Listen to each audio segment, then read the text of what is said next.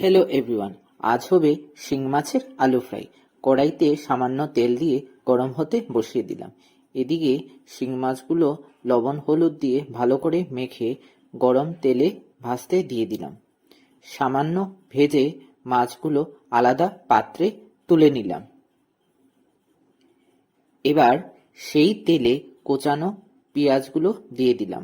সামান্য লাল হয়ে গেলে কোচানো আলুগুলো দিয়ে দিলাম। এবার একে একে হলুদ, লবণ, লঙ্কা গুঁড়ো দিয়ে ভালো করে নাড়াতে হবে।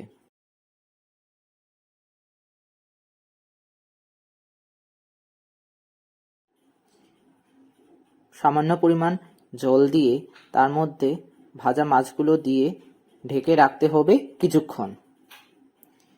তারপর ঢাকনা উঠিয়ে ভাজা হয়ে গেলে গরম গরম ভাতের সঙ্গে খান শিং মাছের আলু ফ্রাই।